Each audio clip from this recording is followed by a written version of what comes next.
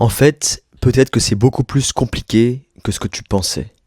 Peut-être que ce combat pour justement retrouver ton attention et combattre ton addiction aux écrans, aux réseaux sociaux, eh bien peut-être que c'est beaucoup plus compliqué que ce que tu as imaginé depuis le début. Et si d'ailleurs tu éprouves toujours des difficultés à surmonter ton addiction aux écrans, aux réseaux sociaux, à ne pas réussir à retrouver ton attention, en fait, c'est qu'il y a une raison qui est peut-être beaucoup plus évidente et beaucoup plus grande. Et à mon avis, tous les conseils que j'ai pu te donner à travers les 50 vidéos que j'ai pu mettre sur ma chaîne YouTube, tous les conseils que tu peux aussi retrouver sur YouTube, sur les réseaux sociaux, qui sont axés sur des techniques, sur des méthodes que tu peux mettre en place pour combattre ton addiction, que ce soit de méditer, que ce soit de lire, que ce soit de passer du temps dehors avec tes amis, avec tes proches.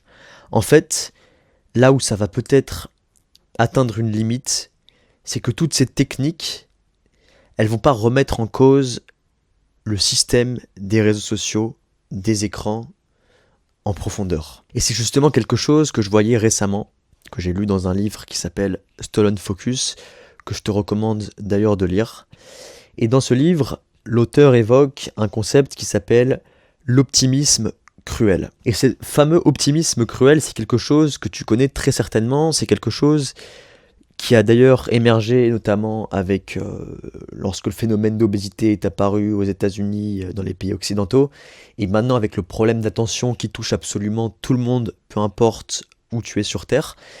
Cette théorie, elle vise à dire que tu peux combattre un phénomène d'ampleur, par exemple l'obésité, en mettant en place une diète qui va être beaucoup plus saine. Et donc en fait, ça fait d'un phénomène qui est systémique, qui touche tout le monde, quelque chose d'individuel en te disant qu'en appliquant une chose, tu pourras combattre ce phénomène.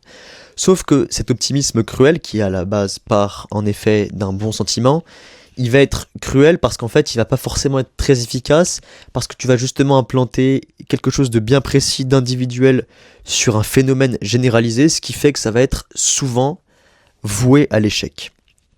Et cet optimisme cruel, il est aussi très flagrant lorsqu'on parle d'attention, d'addiction au téléphone, où on va dire, et les géants de la tech, les réseaux sociaux sont les premiers à mettre ça en évidence, à dire que chacun peut combattre son addiction en mettant en place des bonnes pratiques sur son téléphone.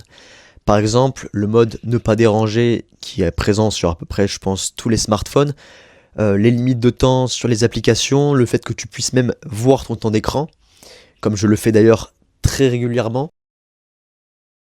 Tout ça, ça va avoir tendance à responsabiliser notre comportement et à dire chacun peut, s'il a la volonté, mettre fin à son addiction et retrouver son attention. Et le problème avec ça, c'est qu'en fait, ça va donc responsabiliser d'une part et ça va surtout faire culpabiliser, ça va te faire culpabiliser toi, moi, tout le monde, lorsqu'on va justement pas forcément réussir à atteindre nos objectifs. On va se dire, comme ça dépend de nous, comme c'est censé dépendre de nous et qu'on n'a pas la volonté, la motivation pour mettre fin à cette addiction, ça veut dire qu'on n'y arrivera jamais. Donc c'est d'ailleurs ce que je te disais, c'est que les géants de la tech sont les premiers à mettre tout ça en évidence parce que c'est dans leur intérêt. Et c'est pas un hasard si Facebook sont les premiers à avoir justement un petit peu changé leur message en disant qu'ils invitent tous leurs consommateurs, tous les utilisateurs à avoir une utilisation raisonnée de l'application parce qu'ils savent que ça remet pas en cause leur modèle. Or, leur modèle d'affaires est basé sur l'économie de l'attention, c'est-à-dire faire passer le plus de temps possible leurs utilisateurs sur leur application pour qu'ils soient de plus en plus susceptibles de voir les publicités des publicitaires qui donc les mettent sur les plateformes et qui permettent de financer ces modèles, de financer ces réseaux sociaux. Et c'est là où donc il y a un vrai sujet, c'est que ça ne remet pas en cause le modèle de ces géants de la tech, de ces réseaux sociaux, qui est donc basé sur l'économie de l'attention. Et donc, toutes ces bonnes habitudes que je suis promis à mettre en place dans mon quotidien, que ce soit de méditer pour réapprendre à être plus dans l'instant présent, pour aussi réapprendre à ne rien faire, que ce soit de lire pour réentraîner ta capacité de concentration à faire des choses qui procurent peu de dopamine, comme c'est le cas avec les shorts, avec TikTok, avec les réseaux sociaux. Toutes ces habitudes qui sont individuelles, qui sont très efficaces à l'échelle de ta personne, il faut que tu les gardes, bien évidemment, mais si on veut vraiment aller plus loin que ça, et si on veut vraiment combattre ce problème qui est lié à l'attention qui fait qu'on a de moins en moins de capacité pour se concentrer sur de longues secondes, sur une longue durée, qui fait qu'on est en permanence victime du temps qui nous est volé par tous ces écrans, par toutes ces applications. Si on veut mener à bien ce combat, il va falloir une approche qui est beaucoup plus systémique, qui est beaucoup plus globale. Et ça, tu peux d'ailleurs, si tu te renseignes un petit peu sur l'actualité, il y a des choses qui ont commencé à être mises en place. Je regardais la dernière fois un reportage qui parlait de l'Australie, qui est le premier pays à avoir interdit officiellement les réseaux sociaux aux jeunes de moins de 16 ans. Alors dans les faits, il y a plein de choses qu'on peut discuter, il y a plein de choses que tu vas pouvoir faire pour contourner ces régulations et pour continuer d'utiliser les réseaux sociaux. Mais en tout cas, ça part de là, lorsqu'un gouvernement, un État peut prendre un sujet de cette ampleur en main et dire... On va arrêter de se faire marcher dessus par Facebook, par TikTok, par Instagram, par Twitter. On va mettre des choses en place pour retrouver notre temps et redonner ce temps aux consommateurs. Donc, cette approche systémique, tu peux la retrouver grâce à des lois. Tu peux la retrouver aussi, alors c'est d'autres personnes qui vont parler, mais grâce à un changement du système éducatif, en interdisant notamment le téléphone au collège, au lycée. Il y a beaucoup d'établissements qui sont en train de repenser à ça, notamment aux États-Unis ou même en France, qui sont en train de revenir progressivement en arrière. Mais là aussi, c'est un sujet qui est très important.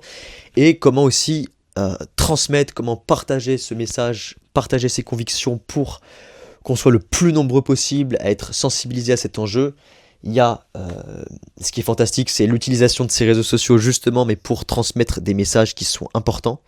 C'est ce que je me suis donné comme mission, c'est de transmettre ce message, de transmettre les connaissances que je peux acquérir, et aussi grâce à la communauté gratuite que j'ai créée, il y a le lien en description comme d'habitude, où justement, pour faire de ce sujet un sujet de société, un sujet d'ampleur, pour qu'on soit plusieurs à s'entraider et à mettre une bonne fois pour toutes fin à cette addiction et retrouver notre concentration, il va falloir qu'on le fasse ensemble. Et c'est pour ça que je dis qu'il faut qu'on mène ce combat tous ensemble. C'est pas quelque chose qu'on peut faire chacun de notre côté en mettant tous, mais individuellement, des mesures en place pour réduire notre temps d'écran. C'est indispensable parce que cette prise de conscience, elle va nous permettre de poser les bases, mais il faut qu'on partage et qu'on mène ce combat ensemble. Et d'ailleurs, je suis le premier à le constater, mais avec toutes les habitudes que j'implante au quotidien, je suis toujours susceptible de retomber dans mes vieux travers, dans mes vilains défauts, à savoir scroller tout simplement sur mon téléphone quand je suis fatigué,